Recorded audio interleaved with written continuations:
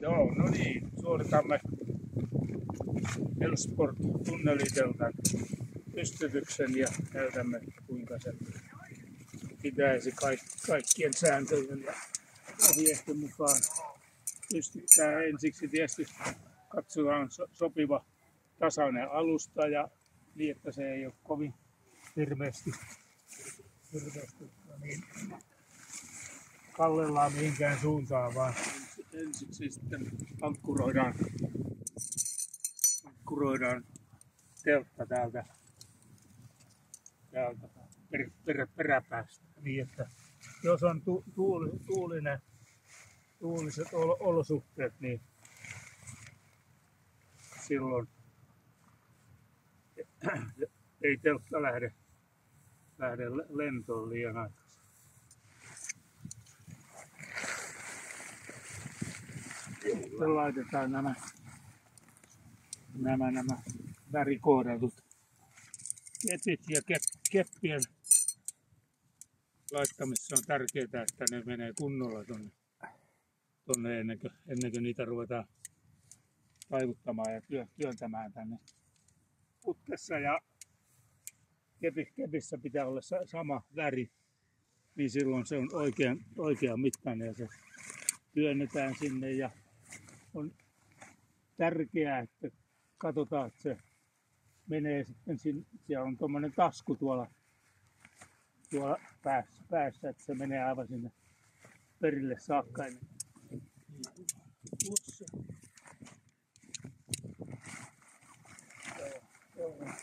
vielä yksi.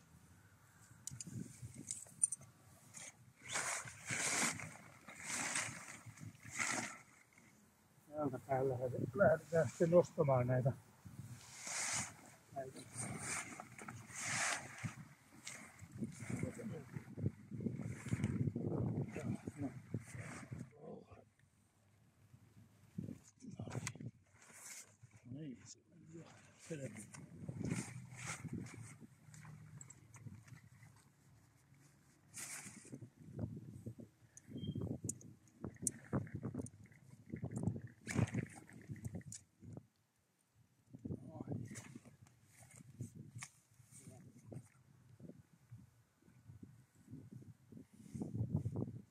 Näissä naruissa on tällainen kiristyslaite, jota pitää käyttää, ja että sillä pystyy säätämään sitten tämän narun kireyttä ja pituutta.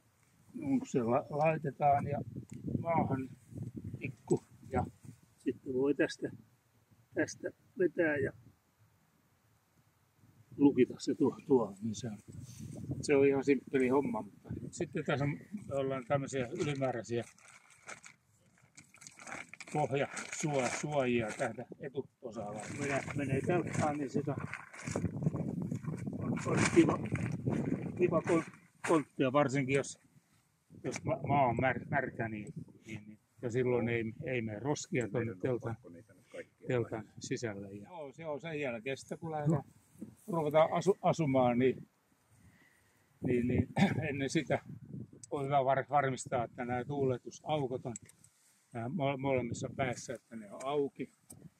Muuten, jos ne on kiinni, sinne kertyy kondenssivettä tuonne teltan kattoon niin, että jos ei sitä saada aamulla kuivaksi, niin siinä on sitten kilon verran enempi teltassa painoa. No niin, nyt ei sitten muuta kuin makualustat ja makuupussit telttaa ja perässä ja silmät kiinni ja nukkumaan. Otetaan sitten purku vielä, että se on purkaminen yhtä tärkeää kuin pystyttäminen. Eli kun puretaan, niin silloin laitetaan aina kaikki vetoketjut kiinni. Ja sitten seuraavaksi otetaan sitten nämä sivutuet. Niistä ylimääräiset mullat pois ja sitten voidaan päädyt irrottaa ja irrottamaan näitä keppejä. se on se tärkeä tekniikka tässä, että kun ei lähdetä sitä vetämään tuolta, vaan tälleen työntämällä täältä ja tuosta noin, niin se tulee sieltä näppärästä. Telttaa voidaan ravistella niin paljon kuin mahdollista, että siitä saadaan kaikki ylimääräinen vesi ja kosteus pois. Ja yleensäkin niin se kannattaa tehdä heti silloin, kun sieltä teltasta noustaan ja sitten syödä aamiaiset ja sun muuta ja purkaa sitten teltta vasta sitten vähän ennen lähtöä. Että se niin kauan se ehtii, jos on hyvä ilma, niin kuin nyt tällä hetkellä ja vähän tuulista, niin silloin se ehtii sitä kuivaa siinä ja kolmas osa niin kuin kääntää näin ja sitten narut tuonne sisälle ja joo ja rakennetaan. Sitten mahdollisimman tiukka kääntömuudi ja